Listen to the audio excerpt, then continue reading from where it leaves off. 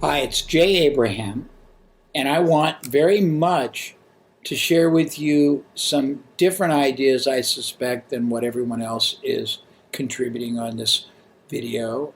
I don't think adding the traditional recommendations, either strategic or tactical, is what I can do most valuable. I think I can give you a mindset of nonlinear strategic thinking and ethical opportunity based perspective that will help no matter what business you have navigate and not necessarily circumvent, but position yourself to be a victor and not a victim when this all ends, and also see and seize opportunities that are available right now that probably will not be available when this ends, and opportunities that if you capitalize on will actually allow you to help other people who are more impaired and against the ropes than you are. So first thing you have to do is fortify, solidify, bond your base to your buyers, and make sure that they know, number one, that you have leadership commitment to them to figure out what to do. You're going to be there in whatever ways are appropriate for whatever kind of product, service, proposition your business sells. Make sure that they understand and you understand that you have certainty, not necessarily certainty about exactly what's going to happen. You can't, but certainty that you will strive to identify, to source, to distill, to examine, evaluate, and refine the best reasoned strategic recommendations relative to whatever it is your relationship is with them. First thing. Second thing is look at what other products, services people buy before, during, after, at the same time, or even instead of yours. And start looking at who provides those and thinking about collaborating with those people to, one, take your product to their market, to your market, take your product service to their market. I made a point to people that I talked to in an earlier interview today that there will never be a window of opportunity wider open, deeper, more receptive than today for doing collaborations, strategic alliances, joint ventures, partnering, co-branding, referrals, endorsements. And I don't have time today to explain it, but if Tony wants, I can get into a whole segment on it at a later date. It's up to him. So first thing you want to do is figure out who's got what your people are buying before, during, after, if they're buying right now. Even competitive, because a lot of people buy other products or services besides yours. The analogy I make is if you were selling a supplement for weight loss, you would say your competitors are other weight loss supplement companies, but that's not true. It would be that, certainly, but it would be people who sell portion control food, personal trainers, gyms, well, not now, equipment, video, recipes, all kinds of things. So if you know that people are going to buy other things, people that stopped buying, people that didn't buy, people that are buying, if you know they're going to do that, and there are many situations where that's true, you want to basically acquire access to that and make it available to your market. The next thing, and it's very important, is look for weaker companies in what you do, or weaker companies in any of those areas we just talked about before, during, after, the same time, instead, and approach them to acquire not the business. You don't want the liability. You want the buyers, the assets, the brand, phone number, email, address, URL, and give them a share of the revenue resulting from that. A lot of companies are going to go broke.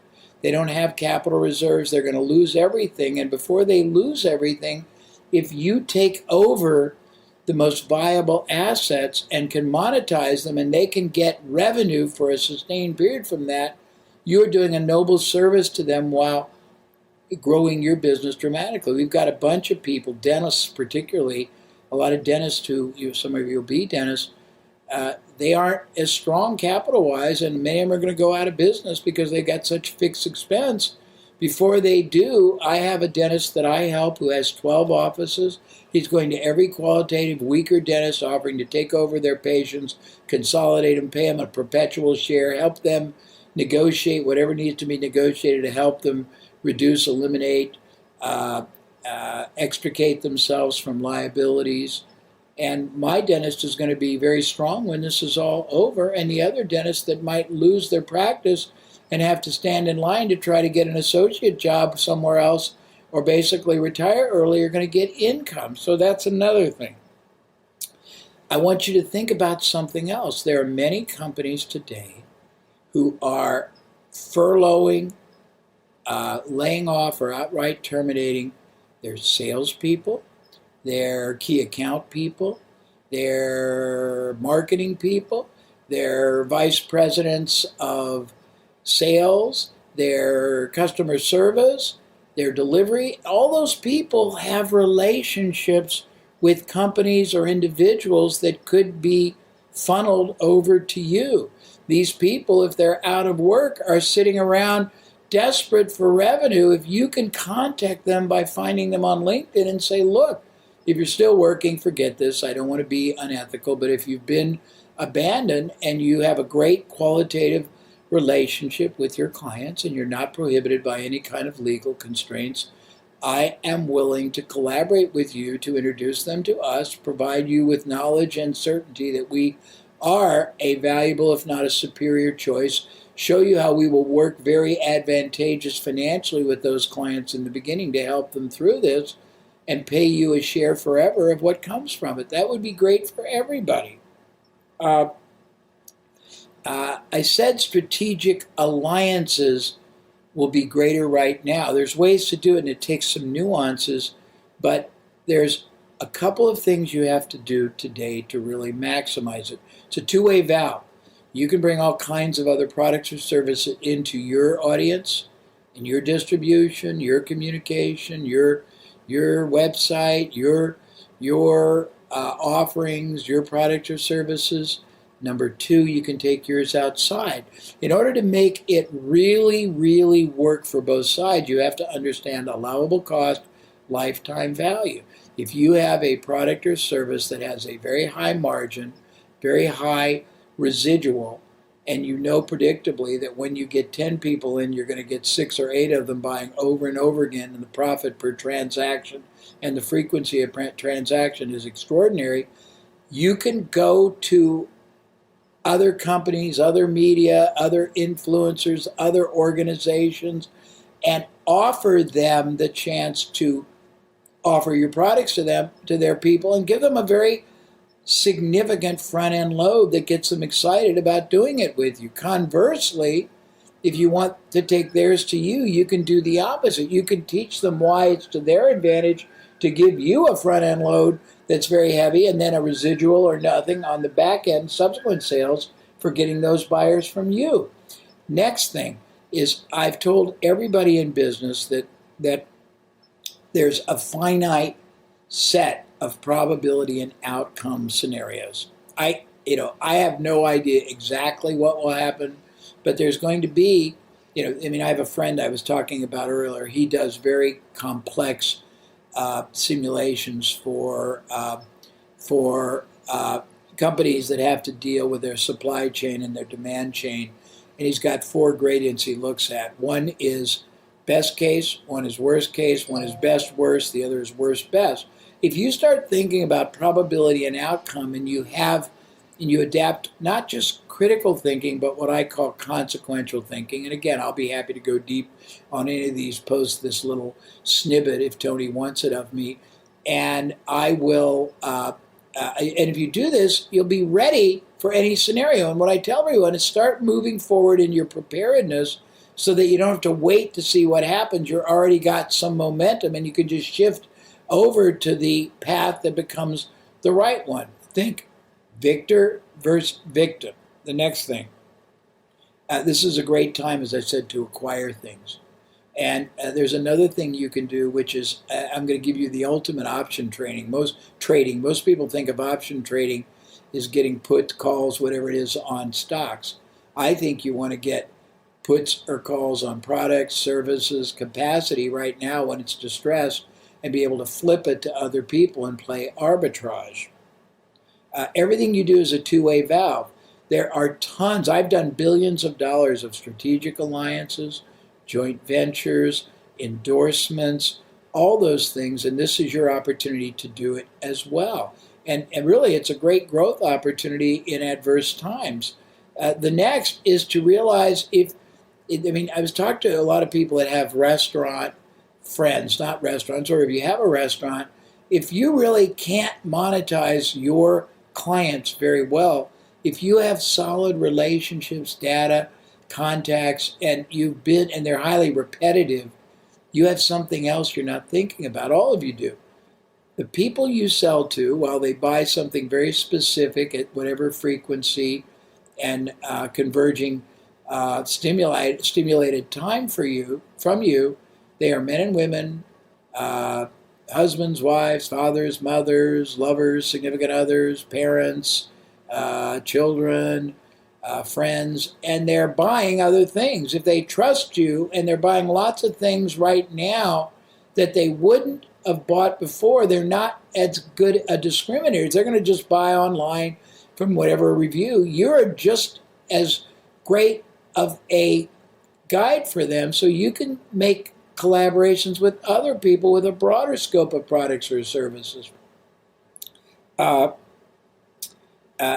can't tell you how much amazing human resources are probably on the market right now that don't have a clue how to monetize their skill. They think of themselves as a salesperson or a customer service or a marketing, and they're trying to get a job as that. Whereas if they have relationships with media that they've negotiated great deals, and they can make that available to you, and it has the ability to make you money or save you money, you can give them variable compensation for making that possible. If they're a salesperson and they have past clients that now they've been thrown out of the company and they had a great relationship, if you can say, hey, I'll give you 10, 25, 50, 100% of the first sale and residual on the rest, they are going to be motivated, and you can find them all day long. The other flip is anybody who can sell, and there's going to be tens of thousands, hundreds of thousands, I hope not, but maybe millions of people who can sell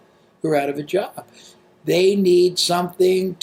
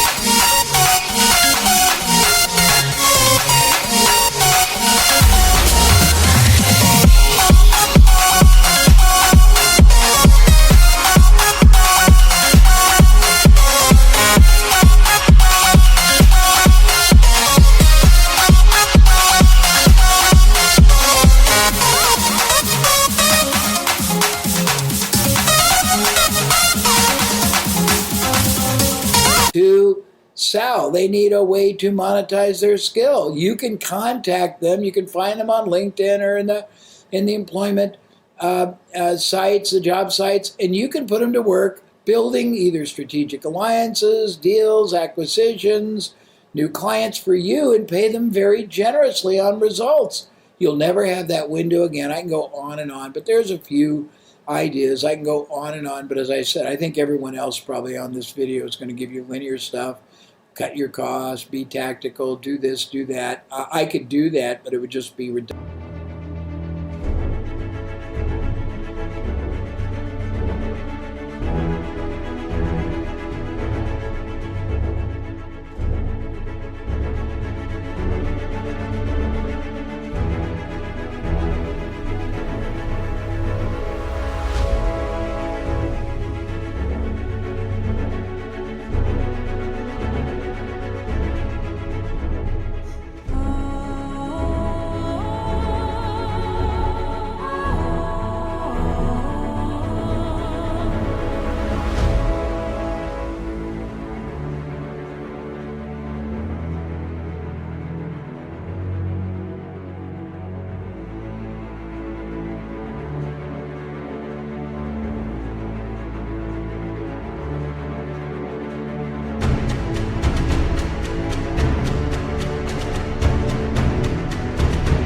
redundant, and I don't know that that would have the value that this is. It's all about thinking differently. And if you go to my website, or I can give it to Tony, I've got countless resources. I'll give them to Tony. He can put them on his website. But I just got a lot of stuff. That's the best reason right now to get it into your hands.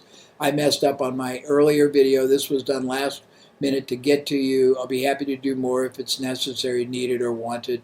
But just know this: I know Tony and his group are totally committed to your betterment, totally committed to leading you to the best possible outcomes, totally leading you to where the best opportunities are for maximizing whatever the situation brings you. And I hope you take advantage of what everyone is sharing. The one thing you can't do is freeze.